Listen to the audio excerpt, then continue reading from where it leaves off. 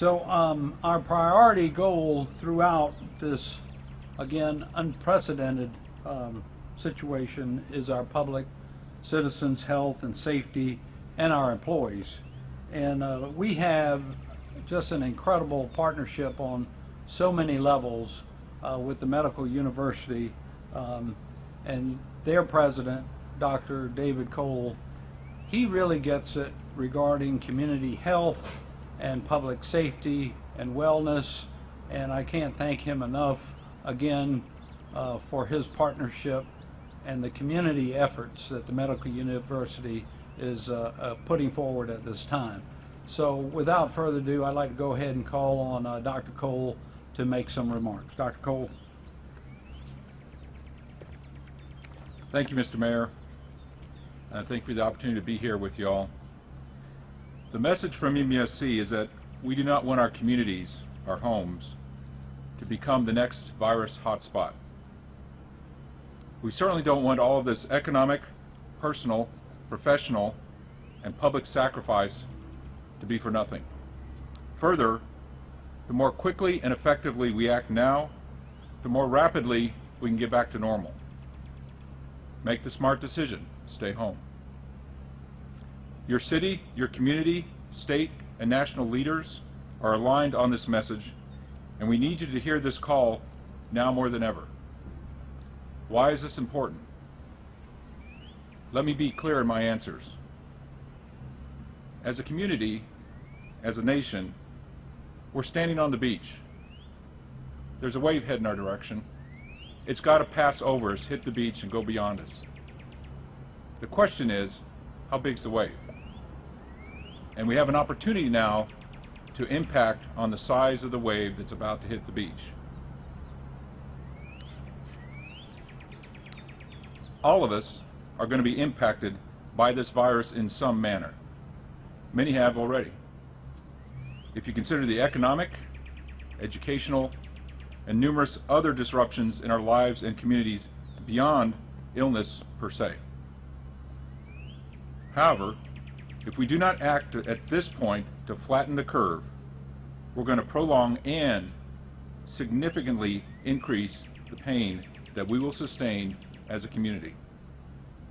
If you ignore this advice to stay home, your actions may and likely will create situations that mean there are fewer healthcare workers or first responders to be there when you need them.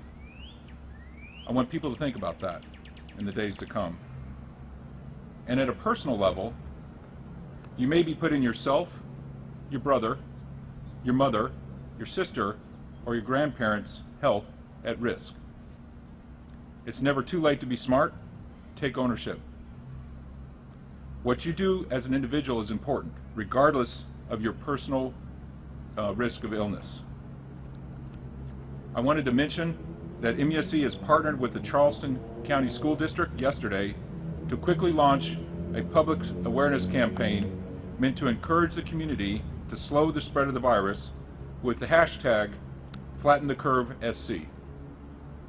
We want Charleston to lead in the state and in the nation in sharing important social distancing, meaning we want individuals to share ways in which you are following important public health guidance around social distancing, personal hygiene, and all those things that we all can do to help minimize the size of this oncoming wave, which will hit us.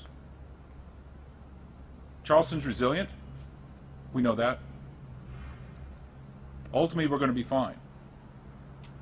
I think it's important to understand. And yes, it's going to take all of us. I'm grateful to everyone who's been working so hard across MUSC and the larger healthcare community to address issues and plan for the days ahead.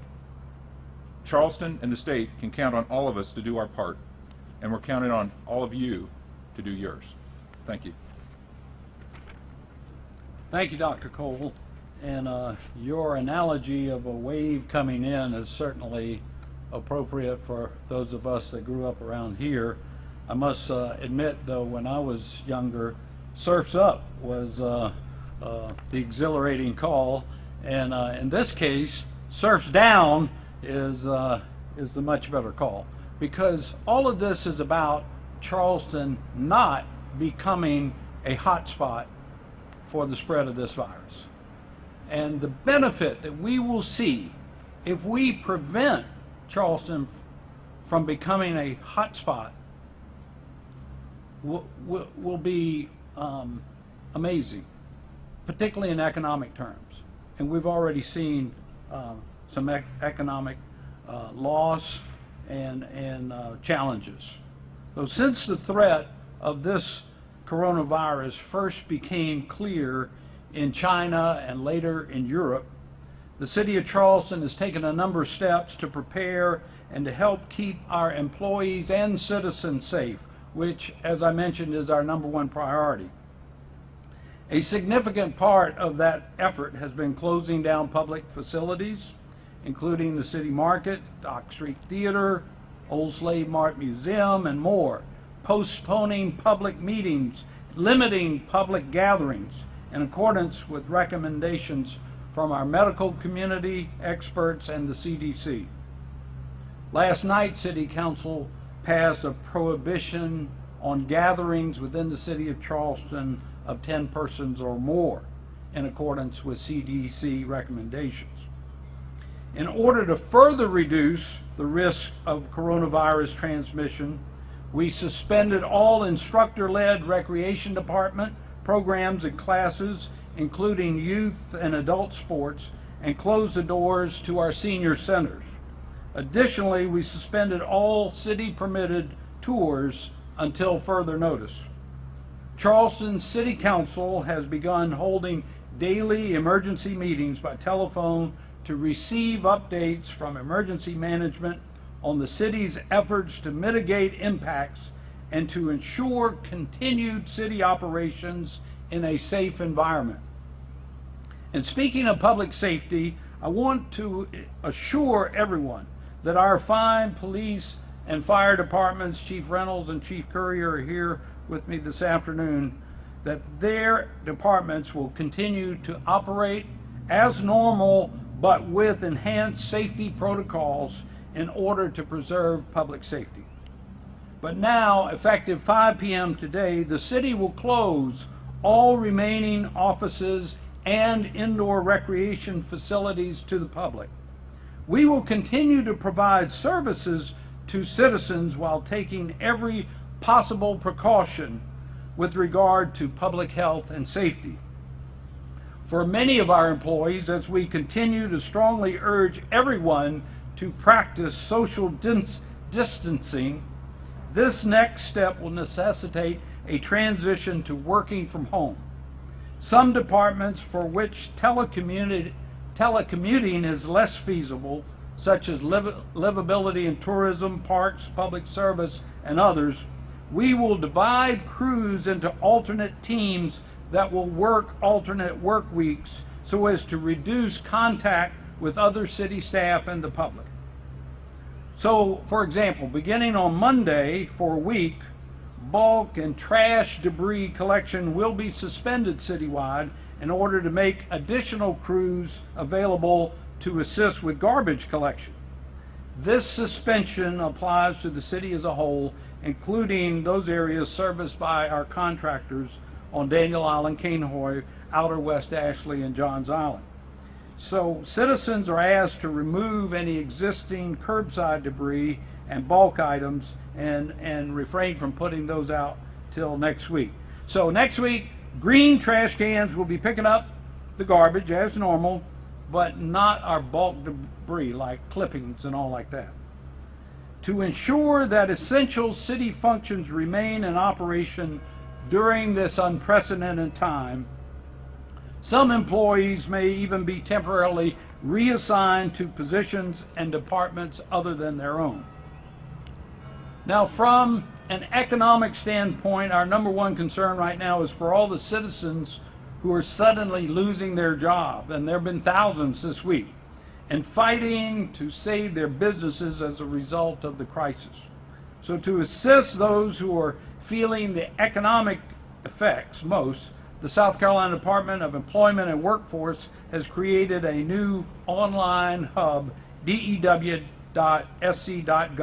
where workers whose employment was affected by the coronavirus can go to have questions answered and apply for unemployment benefits.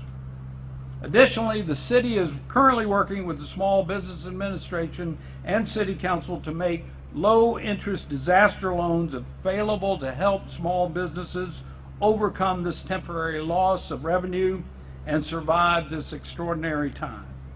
These loans may be used to pay fixed debts, payroll, accounts payable, other bills that can't be paid because of disaster's impact.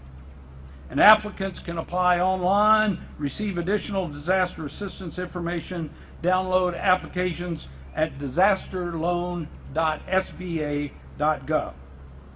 And there's a phone number as well, 1-800-659-2955.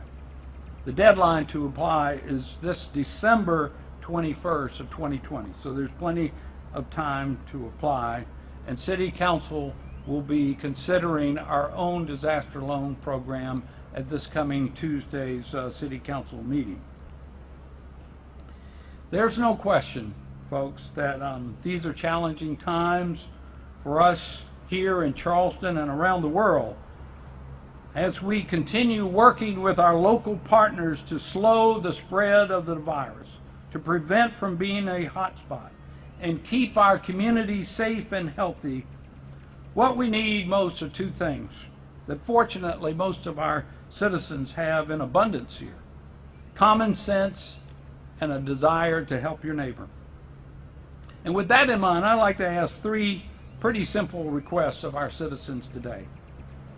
Number one, stay home. Limit your trips to only those that are essential in order to reduce the spread of this virus. You heard Dr. Cole make that request. It's the same request that's being made by the CDC and President Trump, with 15 days to slow the spread of this virus. It says from the CDC to avoid discretionary travel, shopping trips, and social visits. Stay at home unless you need to go out. Number two, if you develop the symptoms, a cough or fever, self-quarantine immediately and go to MUSC's telehealth website, musc.care, to register and get in line for their system and for testing. Don't go anywhere if you're not feeling good. That's pretty common sense, right? Number three, and under the heading of being a good neighbor, don't hoard groceries and other household supplies. There's going to be plenty to go around. We're keeping the grocery stores open. They'll be resupplied. There's no circumstance that we foresee that grocery stores would be asked to close, so there's no need to run the shelves. So there's plenty to go around, and as long as we buy only what we need, we continue to look after another. Call a neighbor, call a senior citizen you know. See if they need you to pick something up for them so that they can stay at home as well. Though as always, the health and safety of our citizens remains our top priority. I ask that you continue, as Dr. Cole said, to be smart and do your part to help flatten the curve, staying home, and helping to spread the message on social media, as he mentioned, to use the hashtag #FlattenTheCurveSC. Finally, I want to take a moment to commend the remarkable men and women in our community, the many healthcare workers, grocery store workers, cops, firefighters, city employees, and more, who continue going to work every day to protect our citizens and help our city through these unprecedented times. We owe you a great debt of gratitude, and I'm looking specifically over at our first responders. We couldn't do this without you. Thank you so much. So I'd like to ask Sharon Dublin to come forward just a minute and highlight a few of these remarks in Spanish. Sharon? Buenas tardes.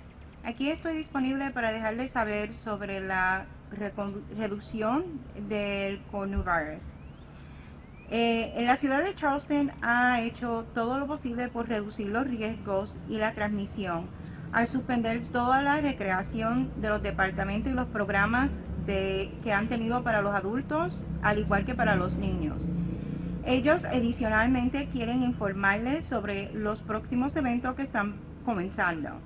Comenzando el lunes hasta la semana que viene, la basura en los lugares de Daniel Island, Ken Hoy, Outer West Ashley y John Island continuarán solamente recibiendo los servicios de colección normales. Los servicios de colección cual tienen basura, cual sea de basura grande, que normalmente están en la área donde ustedes ponen afuera, que no es en la basura verde, esa no continuarán esta semana, sino para la próxima. Efectivo hoy a las 5 de la tarde, la ciudad de Charleston, los servicios públicos serán cerrados. Ellos harán todo lo posible para continuar dándole servicio a la ciudad debido a la seguridad de todos. Para los departamentos de comunicación, cual tienen los turismos, ellos pensarán en dividir los turnos de los empleados A y B. Alternativamente van a reducir para que así el staff no sea complicado con lo que está sucediendo. Queremos darle muchísimas gracias a la policía y al departamento de bomberos, cual continuarán siendo sus operaciones normales para asegurar el servicio y el protocolo de este momento. Nuestro esfuerzo está en este momento con la ciudad y estamos por darle la información a aquellos empleados cual no han podido regresar a trabajar o que no han podido trabajar. Se le pide por favor que vaya a la página de dewsc.gov. Ahí le darán información sobre el desempleo o la oportunidad de poder tener los beneficios hasta que puedan regresar a su empleo. Adicionalmente, la ciudad quiere también darle la ayuda a los negocios pequeños que no han podido abrir o no han podido continuar para sus negocios, perdón. Entonces lo que queremos es darle la oportunidad a esos negocios poder ir a la página también de negocios pequeños, que es el disasterloansba.gov. También hay un número de teléfono que pueden llamar al 1-800-659-2955. Lo que sí el gobernador y el alcalde quiere asegurarse es de que usted por favor se quede en su casa. Eviten los viajes innecesariamente. Si necesitas ordenar las cosas esenciales, por favor, de llamar a su vecino o de chequear a su persona mayor para ver si ellos necesitan alguna asistencia. Si usted en algún momento tiene síntomas de fiebre o tos, por favor, inmediatamente quédese en su lugar, en su casa, y llame a la teleservicios del MUSC. La página de ellos es muschealth.org y puede registrarse para poder tener el sistema y también darse la prueba. En ningún momento se le pide, por favor, que no, si tienen estos síntomas, que no vayan a registrarse al musc.health.org. Como siempre se le pide, se le da las gracias a todos los empleados en la comunidad, a las personas que han podido ir a trabajar, como los doctores, la policía, las enfermeras y todo aquel empleado que asiste diariamente para continuar evitar de que se siga regando esta enfermedad o este virus. Le damos las gracias sinceramente y como siempre esperamos que puedan cumplir con lo que le pide el gobierno. Thank you, Sharon. And I have some of my excellent staff here, including Shannon Scaff, who was here a moment ago, who's Director of Emergency Management, and Mark Wilbert, our Chief Resiliency Officer, and Chief of Police and Chief of Fire. So I'll just open it up if anybody has any questions. Yes, Steve. Dr. Cole, two questions, if you don't mind. California is estimated that as many as 50% of the population will eventually get the virus within the next 8 weeks, number one. And number two, the wave you're talking about, when do you expect it to hit? When's the peak here? questions. So those are great questions. I would say that a specific number like 50% is what we're trying to avoid, and we do have an opportunity to impact. So the whole point of everything we're saying is we don't want 50%. I'll give you a better example. The estimate in Italy is 60%. You see on the news what's happening. What's your estimate here? I cannot even comment on it because we don't know. Whole nother topic, testing, which we're working hard to get to allow us to make educated, informed decisions, so we're not playing sort of statistics. So I think time frame, another part of this wave is trying to minimize the peak, but also trying to get to something that's more towards normal, right? So if we can, I think time is our friend. You know, if we can delay ultimately whatever that incidence is in terms of the onset, it allows us to respond appropriately without being in a situation where, you know, we get a high escalation or something's on fire, if you will, in terms of healthcare. So there's a time forward and an actual number. Either way, it's literally about flattening the curve. How many employees are in self-isolation right now at MUSC? I truly don't know the answer to that. It's a very dynamic question. So I will say, I'll give you a different scenario. When I talk about keeping our first responders, you know, online and keeping our healthcare workers online, at the moment, until we actually can discern in a more rapid fashion whether somebody's positive or negative, if they have a direct exposure, they're out for 2 weeks. So think about that. So times 2, times 3, times 5, times 10, and all of a sudden we're not even able to provide the services needed. So there's many dynamics here. We're pushing hard, and I hope you know this, to get timely and adequate testing for our community in our state and this region, and we're making a lot of progress. But that sort of knowledge allows us to keep people safe. It helps them to not have anxiety and unknown, and also helps mitigate, if you will, the consequences or the implied consequences of a maybe exposure. Do you know how many tests that you all have at MUSC right now? That's very dynamic. I would say that we're hopeful and likely by early next week to be somewhere between 600 to 1,000 tests per day. But again, we're doing, I think the better answer is we're doing everything we can within our power to maximize the tests. How many we can have, the turnaround, the responsiveness, and so forth. So stay tuned. When is MUSC canceling all elective procedures? So I personally, and I don't think it's me, elective procedures is a wrong term. You know, I'm a cancer surgeon. Is cancer surgery elective? The better question is, what can you delay and for how long?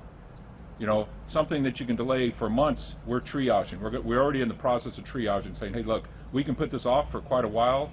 What point does this start to impact somebody's life in a meaningful manner? And we're asking the experts in those domains, the neurosurgeons, the orthopedic surgeons, all of them to say, what can you delay for a long period of time? What needs to happen now? And what has to happen in a timely manner? So I would say that's a much more nuanced and I would say appropriate answer than elective surgery. You don't just sort of cancel elective surgery. I would also say that we're very attuned to and thoughtful about resources. Our personnel, we're very thoughtful about the actual things like gowns and masks and the on-the-ground situation in terms of what our care providers are able to do. So there's many, many variables here. Dr. Cole, the governor mentioned MUSC's ability to test on their own. Can you provide an update on that, what the status of that might look like? I think I answered that a little bit earlier in terms of the testing. You know, there's actual 3 dimensions here. MUSC.care on your iPhone, anywhere you are. And now I believe this is true, we actually have Spanish language capability to say, hey, I just got back from Italy, I got a fever. We can risk stratify, provide best education, and say this is what you need to do. And by the way, importantly, the first thing you need to do is to quarantine, right, if you're in a high-risk situation. Second, then, is the remote testing labs. I was told yesterday that we had 250 samples collected yesterday in West Ashley. We are not merely a Charleston organization. We have a testing facility in Lancaster and Florence as we speak. We're working to try to expand our specimen collection capability, but it has to be aligned with our testing capability. So then the third part of that is the testing that can happen in a timely manner. We're targeting a 24-hour turnaround for the tests that we can provide locally. Please bear with us because I would just say there's a lot of moving parts. and not the least of which is actually getting a waiver from the FDA at the federal level to allow us to actually start to enable testing platforms which are validated. That took, I'll just say, a lot of conversation. Do you know how many people have been tested at the Citadel Mall site? I don't have that information. We said you had a shortage of respirators and masks. Is that true? Um, How many do you have? Yeah, I don't know the exact number, but I would say that there's many dynamics here. We're in a lot of planning phases to be able to respond appropriately based on the need. You know, some of that is what surgeries will we do based on how, you know, what the needs are. Respirators we're gearing up to maximize, but it's not merely respirators. It's physical facilities, it's healthcare providers that are able to provide duty, it's respiratory therapists, and also, which I would go back to the first statement of all, the less patients that get infected, that show up at our doorstep, the better it is for everybody. So, so we're planning for as much as we can for any eventuality. We're trying to get as many supplies as able, but we're not the only healthcare organization in the state, nation, and world. There's a lot of supply chain issues being disrupted from China, by the way, which makes common sense. I hope you understand that. So we have a huge amount of ground level people doing a lot of planning and discussions and prepared to sort of pivot as necessary. Do you feel like you have enough beds, or are you trying to expand that? I'll go back to flatten the curve. If we're Italy, the honest truth is we and every healthcare organization will be overwhelmed. So start from there. Okay, but are you looking to use the deal yard or something like that? We have a lot of plans in process. Can you talk about that a little bit? No, because I don't like conjecture. Any other questions? How fearful are you that this could, you know, to what extent could impact and cripple the medical system? I don't think fear is the right word. You know, we need to be smart. You know, and we can and will handle this. But I'm a very realistic person. I'm a surgeon. I deal with the problem and move on. You know, this is something that we can reduce the impact for our community. Whatever hits us, we'll take care of to the best of our ability. I promise you that. Absolutely. Anyone else? Well, thank you all. We're all in this boat together, and we do ask our citizens to stay home, be mindful of the social distancing and gathering of folks, even on this beautiful day and beautiful weekend coming up. It's kind of like having a spring break at home. So ask everyone's cooperation as we move forward to prevent Charleston from becoming a hot spot, to lessen that wave and to flatten it out. And we're all in this together.